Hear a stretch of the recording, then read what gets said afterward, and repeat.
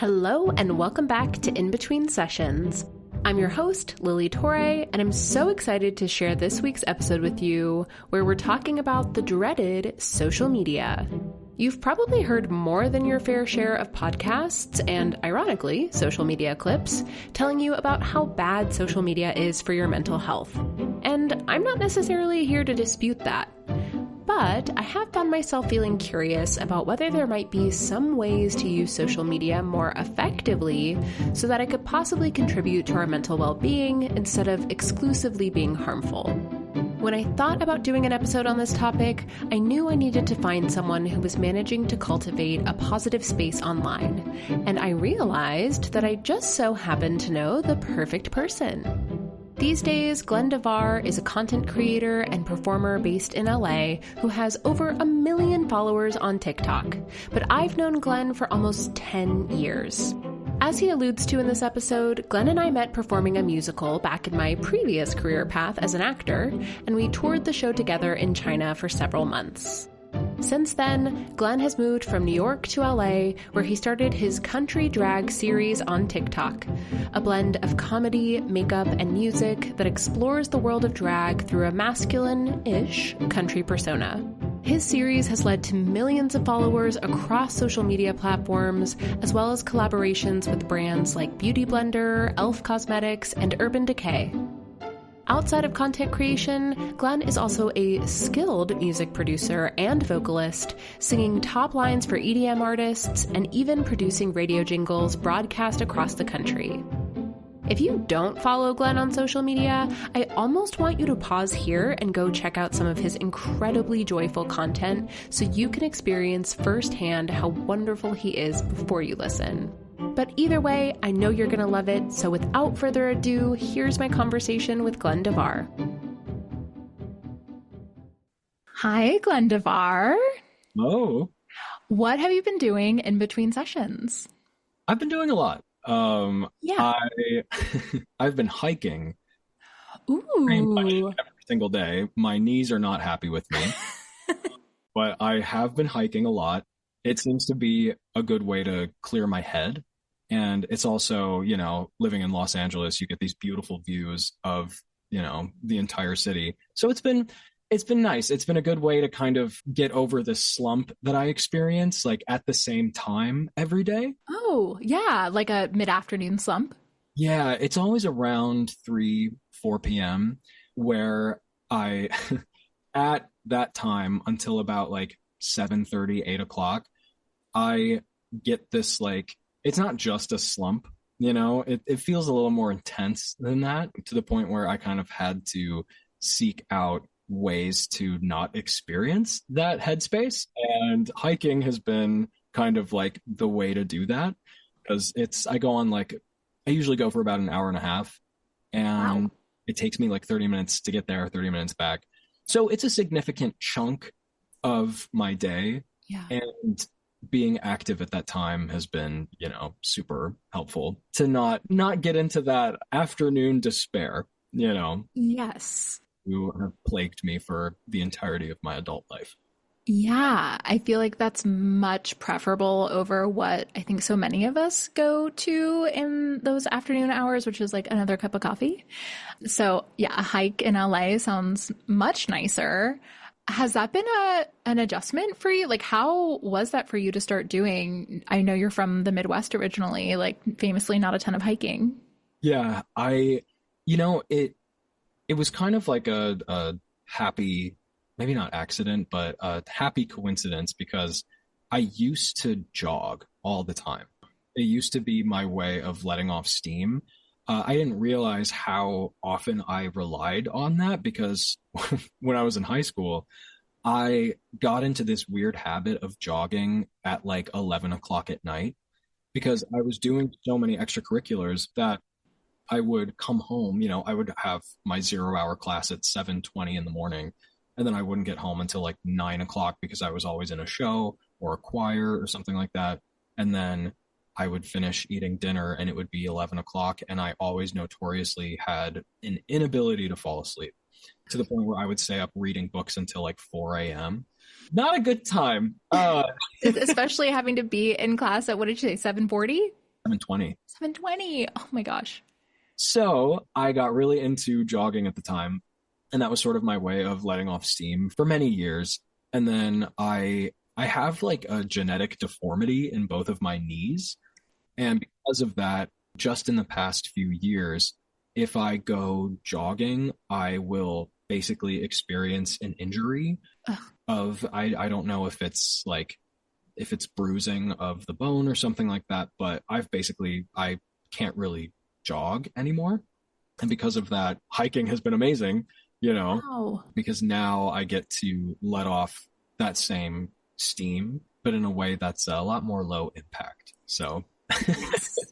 it's been Yeah, I love that. And I think that's such a good example of something that I talk with my clients about in therapy a lot, which is that any coping skill or coping strategy has the potential to be overused. Like, we can't just have one because, people will say, like, well, exercise, like, how could exercise go wrong? Well, yeah, it you sure could, can. yeah, you could get injured and not be able to do that anymore. And then, how are you going to cope? Or, of course, exercise could be overused and, become detrimental to your mental health, especially as it relates to your body image. You could experience dehydration.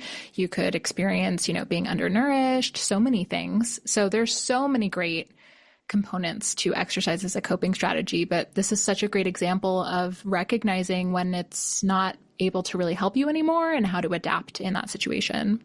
Yeah, and it's also an interesting thing because I've been sort of on my own mental health journey as I've experienced, sort of this very dramatic change in life, now going from being, a corporate account manager to basically existing on the internet full time. Yeah.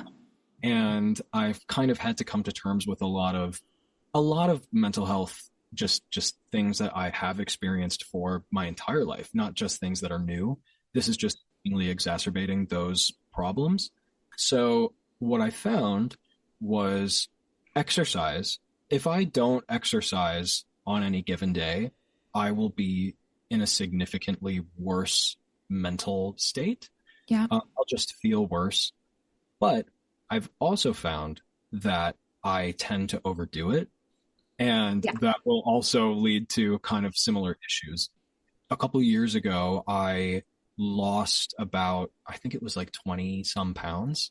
Mm. I basically did like this hard cut, where in 2.5 months, I worked out twice a day and like got, super like very little body fat Yeah. for the first time and last time ever. But I was probably the most unhappy I've been in a long time during that time, because when your body is in a state of, nutritional deficit, which is essentially what a calorie deficit is, Right. it affects your head, And I really noticed, I was like, wow, I am not having a good time right now. You know what I mean? So it's a balance, and like you said, sometimes you have to find different kinds of coping mechanisms that aren't necessarily like, hey, why don't you just like work out for 3 hours a day and that'll work. Yeah. It's a practice, and it's a multifaceted practice, I think. Yes. And, I think there's so much wisdom in what you said, because I see it a lot with my clients, because I do primarily work with disordered eating and body image concerns. This sort of narrative we have that, well, if I had the perfect body, I would be happy. And, whatever that is, whatever a perfect body is, and whatever happiness is, I guess. But there is this temptation to be like, if I just change my body, I'll be happy. And, one of the sort of themes that I often come back to in my work with clients is the way to heal your relationship with your body isn't through changing it. Like, Yeah. You're not going to change your body into loving it. And sometimes we have almost this false memory that when I was thinner, or when I had a six pack, or when this was different about my body, I was so much happier. And so it's great that you sort of have that awareness of like, yeah, I had all that, and actually my mental health suffered for it. Sure did. It's interesting, because I've dealt with that kind of my entire life.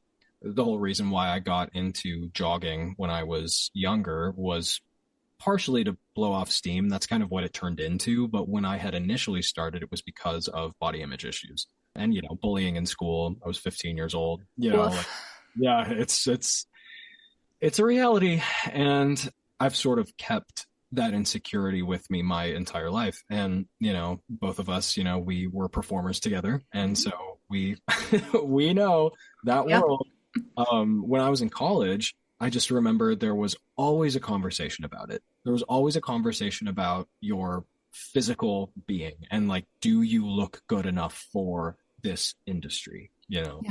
And there was always an insecurity there. And I felt like I was always coming up short, which I think is kind of what a lot of us experienced Definitely. In the theater world.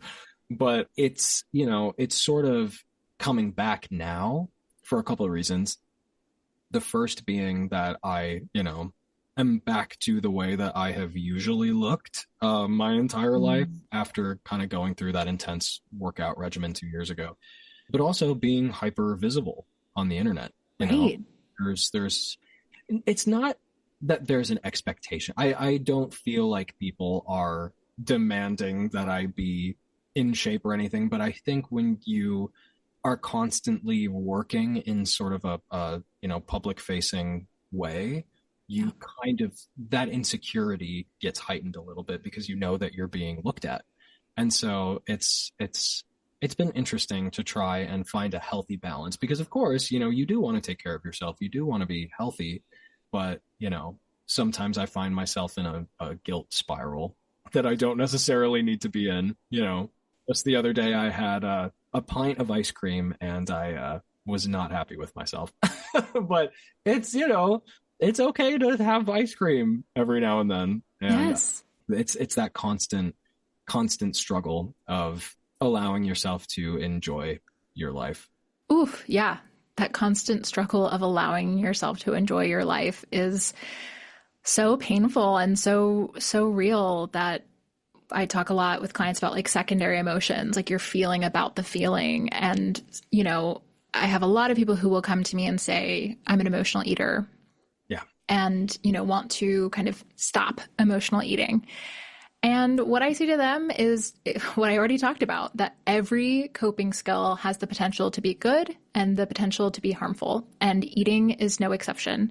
There is a reason that there is the stereotype of going through a breakup and eating a pint of ice cream. Like it makes you feel better emotionally. And that is one skill that should not be off the table. It is accessible and it works.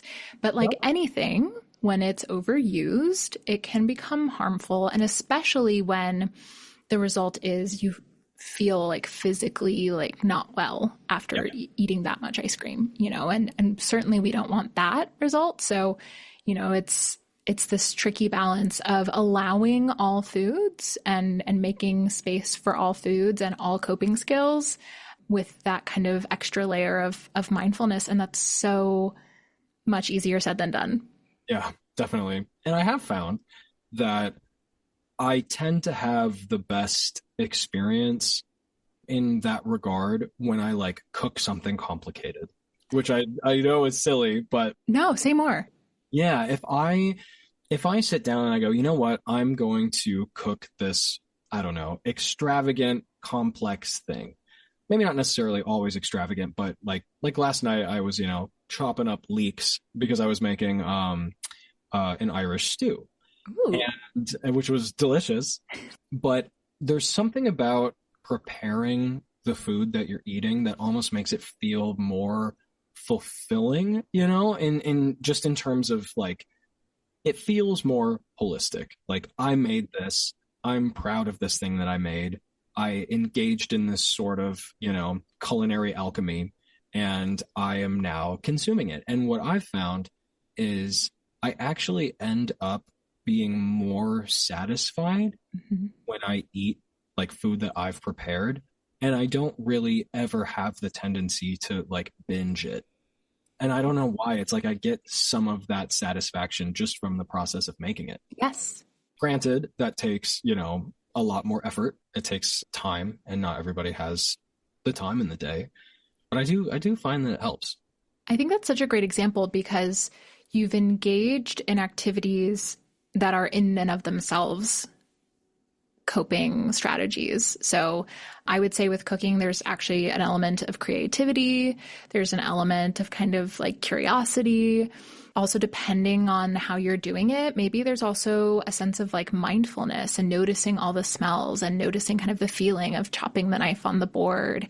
Maybe you put on some good music and so you have a nice sensory experience. And so the whole process becomes kind of coping in and of itself. And so by the time you get to the result of the delicious meal that you've made for yourself, it still probably adds an additional level of comfort, but you've already done so many other things to kind of provide some of that for yourself that you're not over relying on the food to provide that. And so it's a little easier to channel that mindfulness as you eat it. Yeah, and it really is a sensory experience. It's calming. And, as our lives become increasingly digital, yes, it is nice to sort of like connect with sort of like the natural world. You have these ingredients that are, farmed from the earth, not from a screen. Right. And you get to like physically have that sensory experience of the fragrances and, it takes patience and it takes like being deliberate. Mm-hmm. And then also there's just something about the academic endeavor of it too. The idea that you are teaching yourself a skill. You get this sort of satisfaction from, oh, wow, I used to only be able to make a ham and cheese sandwich. And now I just made a really delicious paella, and I now know how to do that. And I also now know its Spanish origins and stuff like that. So I think that you get this sort of multifaceted satisfaction from just that experience alone. And you're not scrolling on your phone while you do it, which I think is sort of the core issue that a lot of us face these days is we're all very, very stuck in these digital spaces. And so it's helped me a lot. And again, that whole experience also makes it easier to, you're already satisfied in so many other ways that you're not coping with feeling bad by like binging the food. Yeah. So you mentioned in there, digital experiences, and we've alluded to a few times now that you do, well, I don't know, maybe this isn't fair to say. I was going to say you do spend a lot of time online. I sure do. There's a fair assumption. And that you are very present online, and you have a huge following on social media. And so I was so excited to talk to you. Of course, I have to put in kind of the disclaimer that, I and we are not saying that social media is without problems and that reducing screen time isn't a good way to support your mental health. Like, I just think those conversations have been had so much, talking about the problems and the issues with social media. And it made me wonder, are there ways that we can use social media to actually support our mental health? And that thought really sort of immediately connected me to you in my mind, because I think of your account as such a positive and joyful space. And I see you channeling so much creativity and so much of yourself, even though you also have like a persona. I definitely do feel like I have a uniquely positive experience on social media in general. Part of it is that persona. Because I have this kind of like country guy persona that I take on, it almost makes it feel like when there are negative comments or, critiques of my content, it almost feels like it's not directed at me specifically. It's more directed at this amorphous sort of like thing that I have created on the internet. So that kind of helps me to have some distance from it for sure. Yeah. But on top of that too, I think that just people have just been so loving specifically with my journey, and that has been very, very like a very happy surprise. I was not expecting that. And I found there comes a point as well when you receive so much criticism that it stops really mattering. So I have also been posting on Facebook recently. And Facebook is a different story from all the other platforms are great. Facebook, not so much. Yeah, I just had like a visceral response in my stomach when you said Facebook, like, oh no, Glenn, don't go to Facebook. Yeah, well, unfortunately, I got paid to do so. So I was like, sure, you know what? Like it's an extra revenue stream. It doesn't really require that much work. I'm just going to post these videos on this business account and see, the response. There have been a lot of really great responses from people. I would still say that it is majority positive.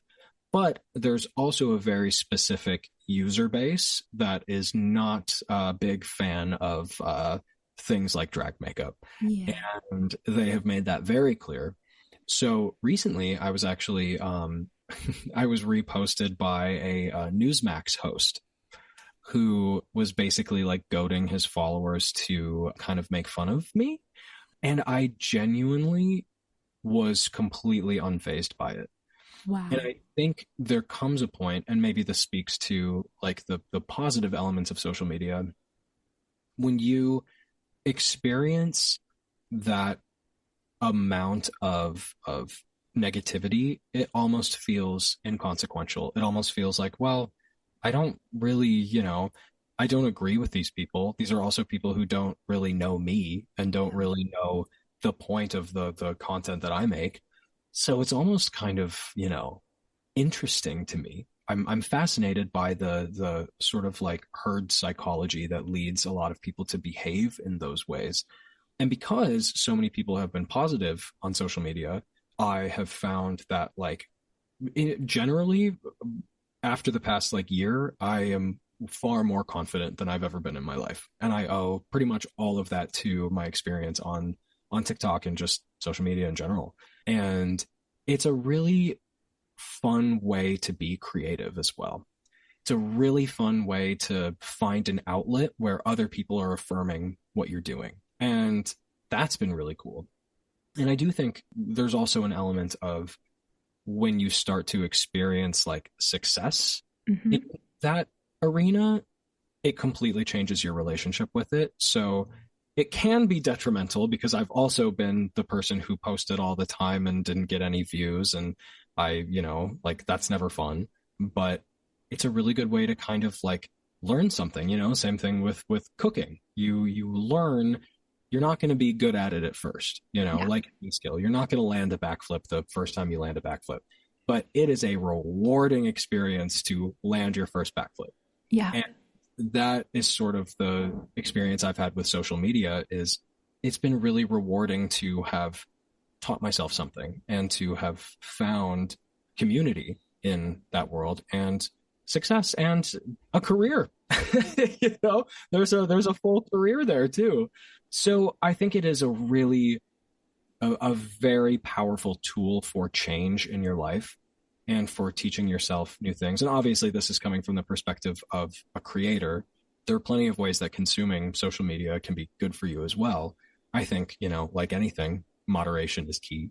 And sometimes that can be challenging, but yeah, I do think that finding your community, finding your voice on the internet and learning something new is just like, it's very rewarding. If I would say my entire experience has been a net positive overwhelmingly. I just got to get my screen time down from 12 hours a day. Yes. Yeah. And that's hard when it's your job. I have so many thoughts about what you shared. I mean, the first is the resilience that you have built to criticism. And I think that's a big piece of what keeps people from posting at all, like regardless of whether or not they want this to become a career path for them, but just I'll speak from my own experience. Like I'm not necessarily hoping to make social media itself my job, but I am using social media as a tool to promote the job that I do want and have, which is being a therapist and having this podcast. So it's not, the actual outlet for me, but I think regardless of what your goal is for posting, I think the fear of criticism does really hold a lot of people back, especially when you feel like your posts are being compared to people who do this professionally and have a lot more resources. And so your picture of your like cup of coffee from your local coffee shop feels like cringe and like millennial and, you know, all of these things. And I also keep thinking about how there is this sort of like human nature of we get, you know, 30 positive comments and then like one criticism, and it just like cuts so deep. That's the one that sticks. Yep. Yeah. I'm curious if you have any thoughts about kind of how you got from A to B on that. I mean, to be honest, and this isn't necessarily the most uplifting thing in the world, but if you're trying to find success on the internet, the commenters are always right. And if you get a hate comment and you sit down with it and you see that they're right, listen to it. And that can be really hard. It can be really hard to have posted a video and then have somebody say, or to have a chorus of people saying, I don't like this because of this. It is hurtful and it is painful, but it's also direction. It's also the same thing as when, you know, you're performing in a show and a director is like, why did you deliver the line like this? And you're like, I don't know, because I thought it was funny, you know, but ultimately it's steering you towards something. And I started to sort of change my relationship with negativity as redirection, and to know that like there's sort of this like road rage element of people are in their bubble, so they feel there aren't any consequences for being mean, so they're going to be mean. Yeah. I think I got to a place where I was like, let's say somebody leaves a hate comment. I sit down and I go, do I agree? Mm-hmm. And if I agree with it, I go, great, then I'll make that change. And if I don't agree with it, I go, well, then it doesn't affect me because I disagree, you know? So I was able to kind of find this positive relationship with negativity as sort of like a really great roadmap to find success. And it worked. And it's made me stronger too, because now it's like, I've heard everything. I have heard every criticism in the book, and I already know how I feel about all of it. And some of it has genuinely led to positive change. Yeah. If it was delivered in a way that wasn't the most tactful, but it's, you know, it's challenging to do that, but it's definitely very rewarding work when you reach a point where you're like, oh, I actually have a pretty healthy relationship with like negativity. Yeah. Well, and I have to imagine, knowing your background in theater, that, you know, like you said, we do develop an ability to receive and implement feedback, or at least receive and sort of sort through feedback. Like, do I agree with that? Do I want to take this feedback to heart? Like, is this serving me? And if not, kind of throw it out. Yeah. And it sounds like you've been able to do that on social media, where I just think, kind of like you said, the volume is just a little bit higher. Like in theater, the director is sitting in front of you and has to look you in the face and tell you that line reading wasn't funny, rather than being at home, not knowing you, hiding behind a screen, saying like sometimes really hateful stuff. Yeah, definitely. And yeah, I can imagine that would just really wear on you to receive, but to be able to still kind of apply that objective lens of like, I don't have to take this to heart, but is there something in this for me that could actually help me? Yeah, definitely. And it's also like, I think that practice helps to correct mistakes too, because there have been times when I've done something where I'm like, oh no, I didn't mean to, you know, say something that was problematic in some way. Sure. When I receive sort of, you know, a lot of people saying the same thing, like, hey, don't, you know, platform this particular person because of XYZ. Sure. Instead of taking the approach of like, well, I can do what I want, you know, it's sort of like, now I feel there's a reason why people are saying those things. There's a reason why people are voicing concerns with, you know, the decisions that I've made for any particular given video. And I want to listen to that, because ultimately, if you're turning it into a career, they're the client. And it's kind of like customer is always right sort of thing. If enough people are telling you something, like, there's probably some merit to it. Yeah. Sometimes it's just mean-spirited, but other times it's a really good roadmap for making a product that people want to consume consistently. And so, yeah, I've kind of compartmentalized the the entire thing in that way. Like, this is a job. My job is to create content, and I'm going to create it in a way that the audience wants me to. And if they don't like it, then it's my responsibility to sift through that feedback and make amendments. So it's helped me to not take everything like as personally. Yeah. And I feel like that sort of speaks to kind of under the same umbrella, but people's maybe fear about posting on social media is like getting canceled or saying something wrong or like getting a lot of negative feedback, but in that more specific way of like, this thing you said was problematic, whether or not that's what you meant. And again, I can just like talking about it, I can imagine sort of like the wave of feeling that would come when you start to see those comments come in.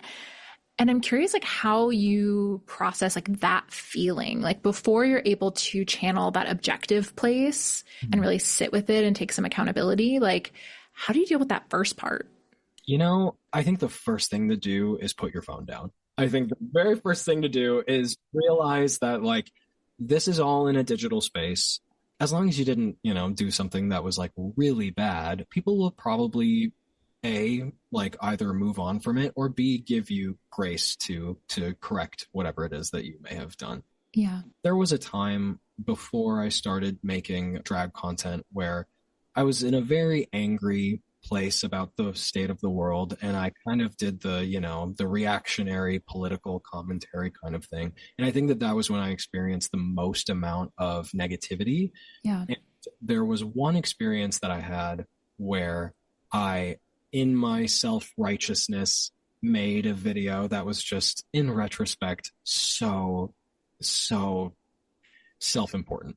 And it was one of those moments where I had this like very negative response to it, but they were right. And wow. I had to put my phone down. I actually stopped posting after that for months because I was like, I don't like this version of me. I don't like myself doing like, I'm having this like these negative reactions to people who believe differently from me, which I mean, to this day, I still kind of, in certain respects, I stand by a lot of that, but the pushback on like the one time I had a bad take was so intense and so accurate that it was like, I kind of felt I felt kind of like sick to my stomach for days after that. Yeah. And I ended up because it was a back and forth with another creator, and we ended up talking it out and it was fine. And of course, everybody forgot about it 5 minutes later. Right. But I think it's really easy to get sucked into the negativity of social media in general. These algorithms are designed to mine your attention. Mm-hmm. And a lot of these platforms don't really care if your experience is negative, as long as you're on the platform. I think sometimes you just have to step away. The adage is go touch grass. And yeah. genuinely go outside, go on a hike. It's fine. Even in the most egregious of cases where people are receiving like really intense hatred, it probably isn't going to affect your actual physical life. But it is hard because, I've learned as I've gotten older, you can't outthink a feeling problem. Yeah. And I mean, sometimes you just got to go through it. Sometimes you just got to sit with the fact that like you got, ratioed online, and you got to sit with that like feeling in your stomach that, wow, that was a misstep. And then, you process it like you process anything else. But I will say, when it reaches that level, it does feel like it is, at least to a mild degree, somewhat traumatic. You know, you can really feel it in your body. Like, oh, this isn't just like a normal negative response. Like, this is intense. Yeah, I mean, the sheer volume of people who have eyeballs on like a mistake that you made. Like, we're not wired to put ourselves in positions to be viewed and responded to by so many people. And so I think that's what feels so scary and intimidating about social media, one of the many things, especially posting on social media. But as you were kind of talking about some of the content you used to make, kind of with a more political lens, I was thinking about how, I do think of you as someone who has a really strong inner advocate and who really cares about, advocating for others and what's going on in our political climate. And I've always known you to be that type of person, if you will. And I kind of love that what you do on social media now is still a form of that in a way that feels hopefully healthier and more sustainable. I'm glad that you say that, because I've recently wrote in one of my journals, because I have multiple for some reason. I wrote in one of my journals, don't tell people what you believe in, be an example of it. Yes. That shift has really helped me, because, it's kind of easy to open up your phone and tell people what's right, but it's a lot harder to just show that in real time. The amount of times that I've seen people talk about how negative the internet is, but in some ironic way, they're kind of contributing to it by making a negative video about, and I totally understand it. I've done that many, many, many times, but I found that I feel much more fulfilled just being like, you know what, I believe that this art form is fun. I believe that LGBTQ people are awesome and are fun-loving and are kind. And I want to try and be an example of that, instead of sort of get pulled into the fist fight, the proverbial fist fight that's constantly happening, because I do think that ultimately it leads to negative outcomes. So that's what I try to do. I do my best. Sometimes it I fall short a little bit, but I think most of the time I've really wanted to just create a space that's fun. And if it does get political, I don't want it to feel like it's hateful, Yes. I want it to feel like it's important. That's the a thing that's helped me, is just being like, you know what, instead of telling everybody what's right, just try to do what's right and try to showcase that. Yeah, and trust that people will see that and understand that and get what they need from that, and be able to sort of develop their own opinions based on what you're doing. And drag is inherently challenging cultural norms and is political in that sense. I mean, drag has been at the center of a lot of our politics in a way that surprises me and seems unnecessary to me. I totally agree. And I think that that's also, because the part of the reason why the country drag element I think has been successful is because the point is to challenge those stereotypes about what people think this art form is, and also what people think this community is like. Yeah. Community, sort of, we see all of these caricatures of what an LGBTQ person is. And I feel as if the sort of right-leaning media space, they utilize misogyny to batter our community by pointing at examples of feminine men acting badly. They go out and they find little snippets of anytime a man is feminine and does something bad, they will blast it, because they're coupling the bad behavior with the misogynistic and anti-LGBTQ sentiment, and they use that as a cudgel against our entire community. So me taking on this sort of country persona, I know that community values masculinity, and they have stereotypes and attitudes about masculinity that are positive. So taking that and using it to subvert their ideas about our community has been, I think, why it's been successful. And that's drag. That's drag, baby. It sure is. I think so many people would be like, oh yeah, when you put on the makeup and you channel whatever character or look you're channeling that day, that's drag. But it's all drag. Absolutely. The good old country boy is also drag. That's the point. And it's cool too.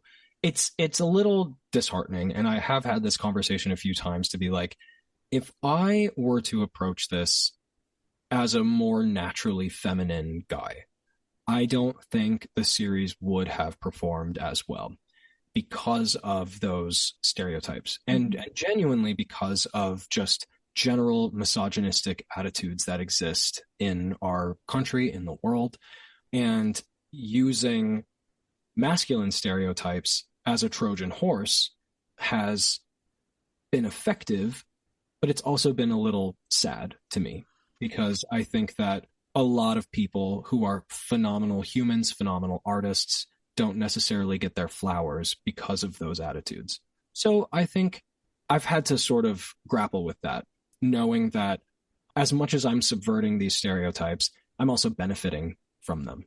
And I that's something that, you know, you can unpack in therapy, and I've been trying to.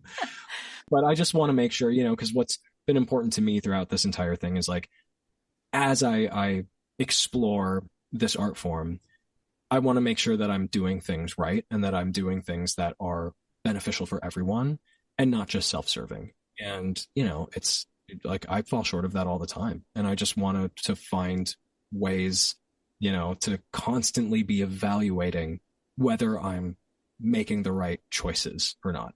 Yeah, I mean, it sounds like you are someone who, I know you to be someone who is so aligned with his values that, you know, those are serving as such a clear guide for you as you kind of explore this life on social media. And I totally hear what you're saying about that. It is disheartening to be like, would, you know, someone who doesn't present as masculine as I do be as successful in this endeavor? But I also think that's an example of using your privilege in a positive way, that you know you will be received a certain way because of this level of privilege. And so you are using that to try to help people who don't have that privilege. And I think that that is also, you know, noble and important. Also, just the fact that you're acknowledging that that is a privilege to begin with in a culture that, you know, does idealize masculinity and does punish any rejection of masculinity, like being deemed as effeminate, or especially like being a trans woman is perceived as giving up masculinity. And that's, you know, the greatest transgression that someone can make in our culture that is so steeped in the patriarchy. Absolutely. Yeah. And it's, you know, I think sometimes I also get a little, other people do some like really bad things. So maybe I should give myself at least a little bit of a pass. Yeah. Know? I think sometimes I get so worried about like doing everything in a way that is like the most ethical and is the most inclusive and stuff like that, that it can be stifling sometimes. And I just kind of have to step back and remind myself, like, I think it's okay to, you know, to like not beat yourself up all the time about like doing things perfectly when there are the Newsmaxes of the world, you know, like trying to like take down anybody who is, you know, outside of their in group. Yeah. And to recognize that you're creating a really positive space on social media, which, as we've talked about, has such a reputation for being a negative space. And so I'm curious, like, if there's anyone who's listening to this who is interested in maybe improving their relationship with social media and wants to see if it's even possible to support their mental health through social media, is there anything that you would encourage them to do or think about, or a place to start? I think there's two different avenues in my mind. There's being a creator and being a consumer. Being a creator, I think, depending on the platform that you're on, you can really have a positive experience when you use the filter comments feature. Oh. So you can filter words out. Luckily, I haven't had to do this, which is I'm very grateful. But sometimes, like, people will receive kind of the same type of hate comments. They also have comment safety features too, just in general, that filter out anything that even like seems negative. Mm-hmm. Big advocate of that for sure. And also, like, I think you can genuinely ask the internet for advice and it'll give it to you, which I think is interesting. Yeah. It's such a cool tool. And I think reframing it as that in your mind can be really helpful to be like, wow, I have this tool that can take my ideas and present them to people that I've never met before. How cool is that? Yeah. And you're never really going to be able to control what people say. But I would just say if you're starting to create, then just be really mindful of what you put out on the internet and be really mindful of if that is a representation of you that you stand by. Because when you do eventually have negativity, you can kind of say, but I like this. Yeah. And that might be a good way to start to share those ideas. Because when you do find community through the internet, it can be really cool. It can be really cool. It can be really rewarding. And I know for me, I've learned so much. I've learned so much about drag. I've learned so much about myself in general. And I've found a community that I wouldn't have had otherwise. And, in my case, it's a significant chunk of people. But even when it's not, even when I just had like a few followers, it was still really cool. Like I had people who were like very genuinely interested in what I had to say, very genuinely interested in like the silly little music things that I made and stuff like that. Yeah. And so regardless of what the scale of it is, it's really, really, really cool to find people who are interested in community with you. It can help you connect in a very disconnected world. And on the flip side, when consuming social media, that's a tough one. I have tried so hard to not get sucked into the negativity of these algorithms. I still struggle with that. The block feature is your friend. Mm-hmm. Any creator that's like gives you that visceral reaction, I'm like, block. Yeah. I'm all set on this. I don't need to feel any more negativity. But I mean, I don't know. I've had a really lovely experience on YouTube lately. I've been starting to build out my channel there. And I've been working with, some people at YouTube and stuff, which has been really cool. Cool.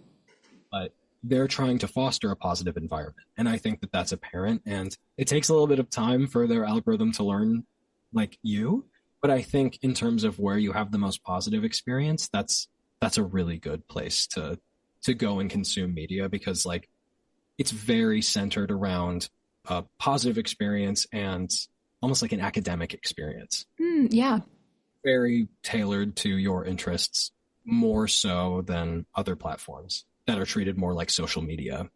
Okay, yeah. So I feel like what I'm hearing in that is creating content that you like and that feels in alignment with your values and alignment with who you are. Engaging in community. So not just sort of being this social media like voyeur, which I'm guilty of, like not engaging in a lot of the posts that I see, but engaging so that you can build a sense of community and curating your experience, blocking people, being intentional with the accounts that you follow, being intentional with the platforms that you're spending your time on, and kind of what the overall vibe is, how much negativity are you seeing, how much positivity are you seeing. And it's, you kind of spoke about that in two camps of like creators and consumers. And I'm having the thought, like, I wonder if we need to like narrow that gap, that if people who consider themselves consumers on social media should contribute to the space more and put something more out there, whether I guess comments and stuff could count, but content as well, like share something about yourself into this space as well. And yes, it feels vulnerable and scary, but you are also contributing to the positivity that's out there. And maybe you feel a bit more a part of this rather than just kind of like on the outside looking in. Yeah, definitely. As Evan Hansen would say. Yes, I was like accidental dear Evan Hansen quote. Yeah, I think that it's really easy to judge people when you haven't been in their shoes, I guess, and not having the anonymity, because it's the road rage effect. You know that nobody can get to you in your car, so you're emboldened to be a little more a little more hateful. But if that's not the case, if you've put yourself out there, you're far less likely to engage in negativity yourself. Because I think all of us, well, maybe not all of us, maybe me, but we've a lot of people find themselves going for that comment. When something like it really just feels egregious to you, you just want to say something. Yeah. And I've found, especially now that I have this responsibility of having a platform, like any time that I leave a comment somewhere, I'm very deliberate and very like, okay, how can I say this in a way that is kind, but firm in what I believe? And part of that practice has come from being visible. And I think that, if people put themselves out there a little bit, you would learn like, okay, it's all of our first time on Earth. And it's okay to cut people a little bit of slack. Yeah. Most of the time. Yeah, remembering that these are still people. Like these are real people who post things. And I think I was sharing this with you before we started recording, but I told a friend of mine that I was interviewing you, and she was like, oh my gosh, I follow him. And I think even in that moment, me being like, oh yeah, like I know him. She was like, oh yeah, like he's a person. And like, not that she didn't think of you as a person before. She loves your account. I'm sure she's contributed really positively to your space, but it's like that celebrity effect where we don't really think about the fact that like someone that we've only seen on a screen, whether it's an A-list celebrity, an influencer, a creator, like whoever, we do, it seems, struggle to realize and recognize that they are truly a person too. Yeah, absolutely. Especially when you consider them to be outside of your in-group. And right. This is something that like I have become very fascinated with, because like when you create at a large scale, you start to recognize patterns of behavior. Mm-hmm. And I've noticed that I recently had a friend say to me, just with the political state of the world, he was like, I feel like people are bad. He was like, I don't want to feel this way, but I feel like human beings are just not good. And I've been thinking about that a lot too.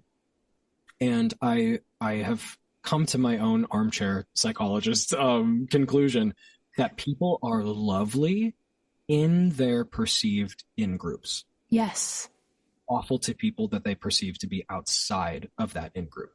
So my political bent is progressive. And when I see people who are on the, right-wing conservative MAGA side, the way that they treat me is combative, often dehumanizing, but they would probably give the shirt off of their back to somebody that they perceive to be within their community. Yeah. And that is sort of the crux of the way that we interact with each other. And on social media, people kind of have this really extreme version of that, where if it's a person that they consider to be within their in-group, they will have parasocial relationships with them where they have this intense love for them. And they're almost like a figurehead of like their entertainment world that they kind of exist within. Yeah. And on the opposite side, when they see somebody who they perceive to be outside of that group, they will take the hatred and the negativity to sort of the nth degree. And, that's when you hear about people leaving death threats and stuff like that. It becomes really polarizing because of that dehumanizing effect of the wall of social media. But the psychology of it, the psychology of who we perceive to be on our team versus on the other team, really changes the types of behavior that we're comfortable with. So for me, it's like, I believe people are really, really, really good within their perceived in-group. And I believe that people can be really, really, really awful when they're interacting with groups that they consider to be others. And you recognize that pattern after a while, but to your point, the social media barrier, it just feels like a character sometimes. These people are characters that we follow on a show, and not necessarily these are people who are existing in the world, which is fascinating. And I do that too. And I've met a lot of my favorite creators at this point. And I also have met creators that I really don't like. Yeah. And it has been surprising to discover just how normal and human everybody is. But yeah, it is fascinating, and it's an interesting world to navigate. But the first step is recognizing it in yourself, because even in my case, I have those parasocial relationships with creators where I'm like, I don't know this person. I assume that they're awesome, but I don't actually know that. So it's interesting for sure. Yeah, I'm so interested to see what we learn about human nature and psychology as we learn more about social media and our relationships with it and with the people on it. I could go on, but I guess that's another episode. But I'm curious, what are you going to do before your next session? One of my best friends is flying into Los Angeles, and he's actually the person who got me into content creation. Wow. He was my roommate in New York for 4 years, and this was actually right after you and I were in China. He moved in, and he was a hip hop artist, and basically decided to download a $400 music production program because he was like, I just feel like you would be really good at producing music. And we started collaborating on music together and making content. And he basically instilled this creative process where we were constantly making things together at all times. Wow. And everything was about that creative flow and making it part of our day to day. And that's why I'm a creator today. So he's one of my best friends, and he's going to be here in a few weeks. And I'm super excited. Oh my gosh. I am so excited for you and for your friend. You guys are going to have such a great time. And thank you so much for taking the time to be on today's episode. This was so lovely and so soul-filling to chat with you. I so appreciate your perspective on social media and creativity. And yeah, I just thank you so much for your time. Of course. Thank you so much for having me. And I'll be back whenever you want me to be back. Listen, I know it's kind of a hot take for a therapist to do a podcast episode on how social media could possibly be good for you. And as you probably noticed, Glenn and I didn't necessarily land on any neat or concrete answers about how social media can be supportive to your mental health. But I think this is such a conversation worth having, and I couldn't be happier that I had it with Glenn. I genuinely believe that we uncovered some really helpful first steps towards improving your relationship with social media, and I'll be so curious to hear what you think about it. In the meantime, I can't recommend enough that you go follow Glenn and check out his joyful, creative, and genuinely amazing content. I'm linking his social media channels in the show notes. And if this conversation got you thinking more about your own mental health and you happen to live in the Kansas City area, I'd love for you to check out my therapy practice, Lili Counseling, where I support adults navigating body image concerns, identity, life transitions, and more. You can learn more at lilitorrecounseling.com. Thank you so much for listening and for being part of these conversations. If this episode sparked something for you, I'd love for you to share it with a friend or leave a review on Apple Podcasts to help more people find this podcast. Thanks again, and I'll see you next time in between sessions.